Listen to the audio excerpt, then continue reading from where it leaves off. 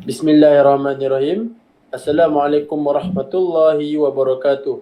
Syukur kepada Ilahi kerana dengan izinnya dapat kita bersua kali ini di dalam satu forum ilmiah bagi membincangkan berkenaan salah satu isu yang berlaku di dalam negara pada masa kini. Sebelum itu, saya ingin mengalukan kehadiran tuan-puan pada majlis kita pada hari ini. Semoga kita semua akan memperoleh manfaat yang berguna daripada forum ini, insya-Allah.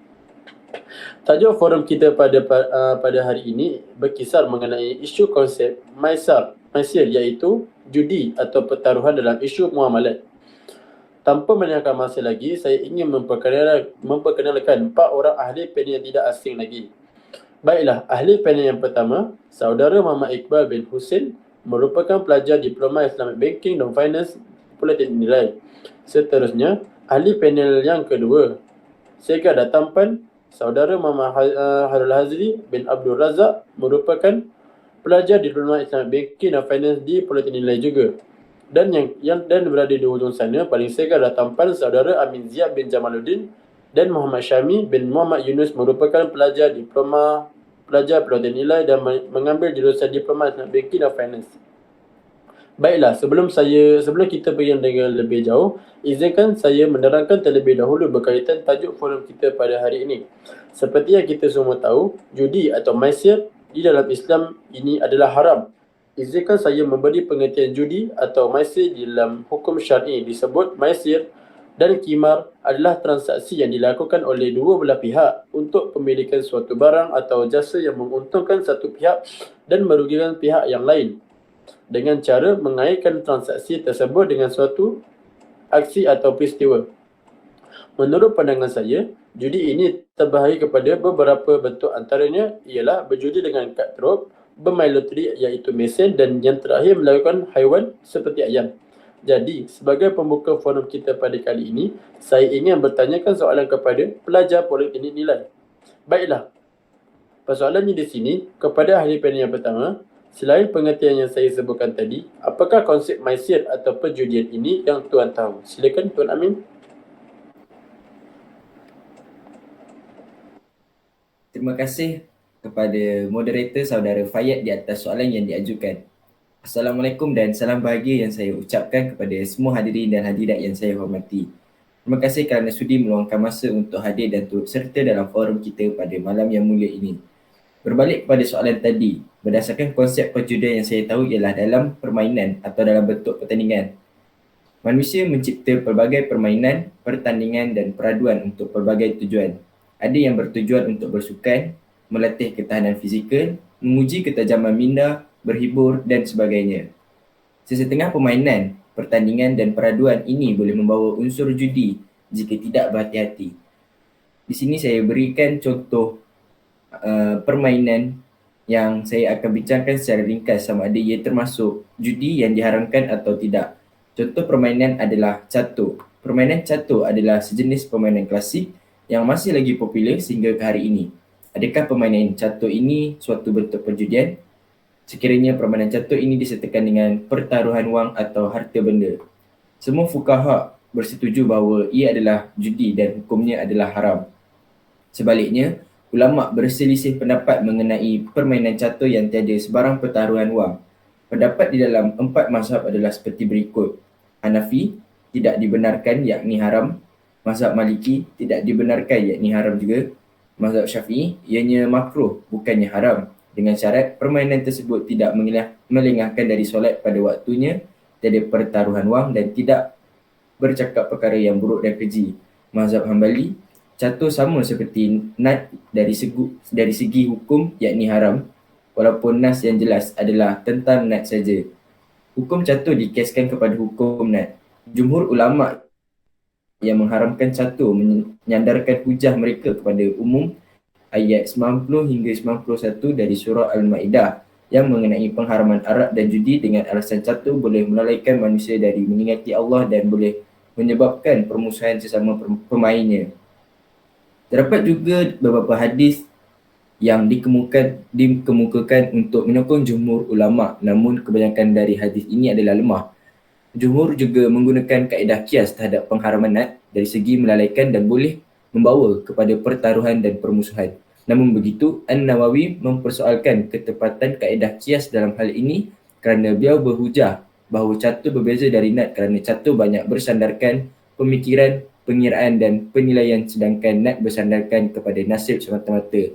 Sekian, itu saja daripada saya. Terima kasih kepada ahli panel pertama kita. Pendefinisi yang sangat padat dan jelas. Hadirin sekalian, sememangnya kita akui terdapat beberapa pertandingan yang mengelirukan yang boleh menjerumuskan diri kita ke dalam dunia perjudian. Sekiranya umat Islam benar-benar memahami, menghayati dan mentaati perintah Allah dalam menjauhi segala bentuk perjudian, nescaya mereka akan terselamat dari dosa dan keburukan judi yang disebut secara khusus dalam ayat 219 surah Al-Baqarah dan ayat 90 hingga 91 surah Al-Ma'idah. Semoga Allah melindungi umat Islam dari penyakit judi dan bahaya-bahayanya. Seterusnya soalan saya kepada ahli panel kedua, iaitu Tuan Khairul Azli. Apakah isu maisir di dalam muamalah? Silakan Tuan Azli. Terima kasih Tuan Moderator, Saudara Muhammad Fayad. Pertamanya, terima kasih kerana menjemput saya bagi berkongsi maklumat berkaitan forum kita pada hari ini. Berbalik pada soalan tadi, antara contoh maisir di dalam muamalat yang saya boleh berikan di dalam Malaysia ialah multi-level marketing, iaitu MLM. Adalah salah satu strategi pemasaran yang digunakan secara meluas pada masa ini.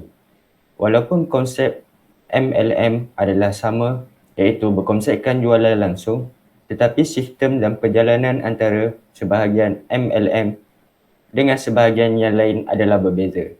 Sebagaimana diterangkan di atas, selama mana sesuatu bentuk muamalat tidak memasuki oleh unsur-unsur dan faktor-faktor yang haram, maka hukumnya adalah harus sebagaimana asal. Justeru itu, setakat ini faktor-faktor haram yang dapat dikesan di sebalik MLM ialah seperti berikut. Yang pertama, perjudian. Perjudian yang terdapat di dalam setengah MLM dinamakan judi 21 up. Jadi 21 up bermaksud setiap yang terlibat di dalam perjudian tersebut mempertaruhkan sejumlah wang tertentu, seperti setiap penjudi mempertaruhkan RM10. Setiap pengagihan daun teruk dan kiraan mata dikumpulkan, maka penjudi pertama yang dapat mengumpulkan sebanyak 21 mata akan mengambil kesemua wang yang dipertaruhkan. Konsep inilah yang diamalkan di dalam sebahagian MLM bagi memberi bonus yang tinggi kepada orang yang mencapai poin tertinggi atau jualan tertinggi di dalam sesuatu level.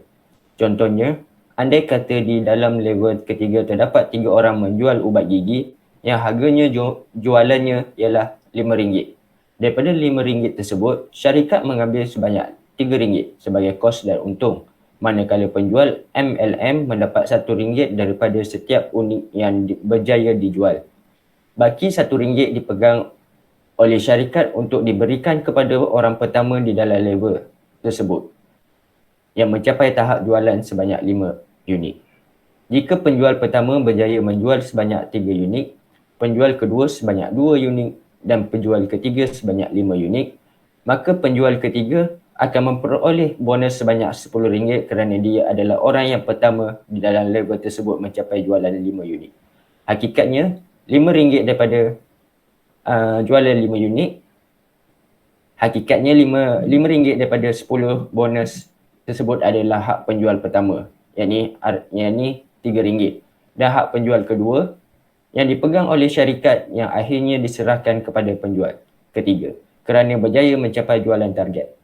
Bonus dalam bentuk ini secara pastinya adalah penjudian yang diharamkan oleh Islam kerana si penjual pertama dan si penjual kedua dinafikan haknya kerana kalah justru tidak mencapai jualan target. Sedangkan konsep keuntungan di dalam muamalah Islam yang berpandukan surah Al-Baqarah ayat 286 ialah setiap yang berusaha berhak mendapat hasil yang diusahakan. Walau bagaimanapun, perjudian yang dicemari MLM ini dapat dibersihkan dengan pelbagai cara. Seperti pembahagian bonus yang bersumberkan keuntungan syarikat yang diagihkan kepada penjual MLM berpandukan unit yang berjaya dijual. Walaupun bonus yang berkonsepkan pembahagian berpandukan jumlah jualan tidak dapat dijadikan bahan kempen kerana jumlah bonus penjual tertinggi lebih rendah berbanding bonus yang dikonsepkan perjudian. Tetapi ia bersifat adil untuk semua pihak. Sememangnya sebahagian pembuat sistem MLM lebih tertarik dengan bonus yang berkonsepkan perjudian kerana ia boleh dijadikan bahan kempen untuk menarik orang ramai menyertai justru nilainya yang sangat tinggi. Tetapi ianya diharamkan kerana nilai yang tinggi tadi diperoleh dengan menzalimi pihak yang lain. Sekian, terima kasih. Terima kasih kepada ahli panel kedua kita. Berdasarkan penerangan tadi, dapat kita lihat di sini bahawa terdapat unsur perjudian di dalam sistem MLM yang menjadikannya dari harus jatuh kepada menjadi haram kerana terdapat unsur perjudian seperti yang dikatakan oleh Tuan Hazri. Setiap perkara yang negatif pasti akan ada kesannya terhadap diri, masyarakat dan negara. Pada pandangan Tuan Iqbal, apakah kesan negatif yang akan dibelenggu oleh manusia yang terlibat dengan perjudian? Silakan Tuan Iqbal.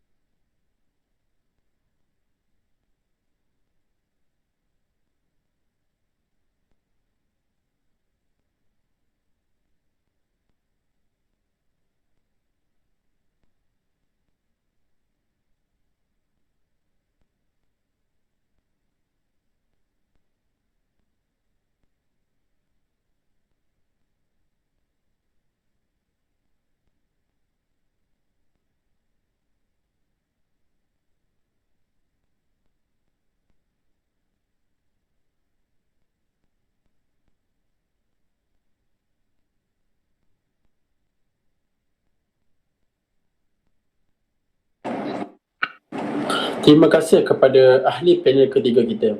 Berdasarkan penerangan tadi, dapat kita lihat di sini bahawa terdapat banyak kesan yang negatif sahaja jika terjerumus dengan perjudian ini.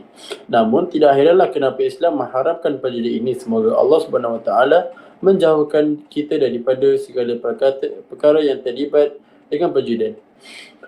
Oleh yang demikian, seperti yang kita tahu, terdapat golongan pernah terlibat dengan dunia perjudian ini, namun niat di hati mereka pasti ingin berhenti, tetapi terdapat beberapa solusi yang perlu diikuti. Persoalannya saya kepada ahli penilaian terakhir iaitu Syahmi, apakah solusi maisir atau perjudian ini? Silakan Tuan Syahmi.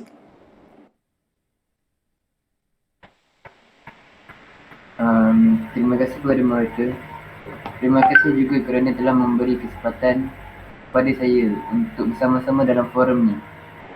Berbalik kepada soalan yang ditujukan kepada saya, antara solusi yang saya boleh berikan bagi mengeluarkan orang yang terlibat dengan perjudian ini ialah yang pertama, mengislahkan peribadi.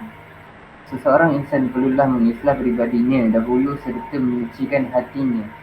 Individu itu perlulah memperkuatkan dirinya agar tidak mudah tewas dengan pujukan syaitan dengan melakukan amal-amal yang dituntut oleh Allah dan menjaga nafsunya. Kita sendiri hendaklah beramal dan membuat kebaikan sebelum menyuruh orang lain. Kesedaran dan keinsafan itu mestilah datang dari diri sendiri dan bukannya mengikut orang lain. Rasulullah SAW pernah bersabda, janganlah ada seorang di antara kalian yang suka mengikut-ikut dan berkata, aku mengikut orang lain. Jika orang lain berbuat baik, aku akan berbuat baik. Dan jika mereka berbuat buruk, aku akan berbuat buruk. Tetapi hendaknya kalian dapat menempatkan diri kalian. Apabila orang lain berbuat baik, hendaklah kalian berbuat baik. Apabila mereka berbuat buruk, hendaklah kalian menjauhi perbuatan buruk mereka. Hadis riwayat At-Tirmizi. Begitulah maksudnya. Dengan berbuat baik dan menjauhi perbuatan mungkar, sesungguhnya kita dapat menyucikan diri kita dan mengislah diri kepada yang lebih baik. Jika kita dapat membersihkan jiwa kita, kita tidak akan mudah terpengaruh dengan ketiga penyakit di atas. Kita juga hendaklah menjauhi rakan yang cuba mempengaruhi kita ke arah yang tidak baik. Kedua, mengislah keluarga. Selepas mengislah diri, kita hendaklah mengislah seluruh keluarga kita agar berada di atas landasan Islam dan menjauhi perkara-perkara yang dilarang oleh Islam. Pembentukan keluarga yang mengamalkan seluruh prinsip Islam dan ajarannya dapat melahirkan generasi insan yang soleh wal muslim. Seterusnya, mengislam masyarakat. Sebagai seorang mukmin, kita adalah bersaudara dengan mukmin yang lain. Jika seorang mukmin melihat kemungkaran yang dilakukan oleh saudaranya yang lain, mereka hendaklah bersama-sama memutulkan kesilapan tersebut. Jika saudaranya bertindak melampaui batasan, hendaklah dia segera menahannya. Mereka hendaklah saling tolong-menolong agar tidak menganiaya diri sendiri dan juga saudaranya yang lain.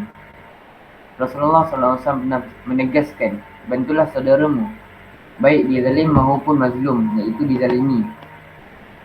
Seorang sahabat bertanya, apabila mazlum, iaitu dizalimi itu, akan membantunya, tetapi bagaimana membantunya jika dia zalim? Rasulullah SAW menjelaskan, engkau harus menahannya dari membuat zalim. Itulah cara membantunya. Hadis riwayat Bukhari. Yang terakhir, membebaskan negara dan mengislah kerajaan. Ketika hendak memilih pemimpin, pilihlah pemimpin yang boleh memimpin negara dengan ajaran Islam yang betul dan membebaskan negara dari unsur-unsur yang boleh menghancurkan umat. Penyakit judi dan rasuah sangat membahayakan umat. Para pemimpin negara di peringkat ketiga perlulah mengislah diri mereka terlebih dahulu dari gejala ini. Kerana sikap pemimpin yang baik akan dicontohi oleh masyarakat. Sesungguhnya judi dan rasuah adalah perisik yang boleh membunuh jiwa umat Islam. Dosanya pula sangat besar di sisi Allah. Sekian itu sahaja solusi yang boleh saya cadangkan kepada manusia di luar sana yang ingin berhenti daripada dunia perjudian. Okey, terima kasih kepada keempat ahli kita pada hari ini kerana sudi hadir dan sudi menyuarakan pendapat masing-masing. Moga apa yang kita dapat pada hari ini memberikan sedikit pencerahan dan input yang bermanfaat kepada kita. Nampaknya masa amat menceburi kita, jadi sedikit rumusan yang kita dapat kita buat pada hari ini. Kata maisir dalam bahasa Arab, erti secara harfiah adalah memperoleh sesuatu dengan mudah tanpa bekerja keras atau mendapat keuntungan tanpa bekerja. Seperti yang dinyatakan oleh Tuan Amin secara mudah untuk difahami, hanya perlu menang di dalam pertandingan. Tidak lupa contoh Tuan Hazri yang menggunakan sistem MLM kerana konsep 21 up. Konsep inilah yang diamalkan di dalam sebahagian MLM bagi memberi bonus yang tinggi kepada orang yang mencapai poin tertinggi atau juara tertinggi di dalam suatu level. Namun demikian, ada sebab kerana dalam Islam mengharamkan perjudian seperti yang dinyatakan Tuan Iqbal, yang perjudian ini hanya mempunyai kesan negatif sahaja yang akan memakan diri sendiri. Oleh yang demikian, jika terdapat yang melibatkan diri dalam maksiat atau perjudian ini dan telah menyedari yang harta yang diperoleh tidak berkat lalu ingin mengeluarkan diri dari dunia perjudian ini, boleh mengikut solusi yang dicarikan oleh Tuan Syamil. InsyaAllah mujadab jika diamalkan. Baiklah, sebelum kami mengundur diri, terimalah serangkap pantun dan indah daripada saya. Tuailah padi antara masak, esok jangan layu-layuan. Intailah kami antara nampak, esok jangan rindu-rinduan. Salam hormat sehingga kita bertemu lagi. Akhir kata, orang putih, orang Pakistan. Terima kasih. Syukran jazilan. Wabillahi taufiq wal hidayah. Wassalamualaikum warahmatullahi wabarakatuh. Waalaikumsalam. Terima kasih. Terima kasih. Terima kasih. Selamat.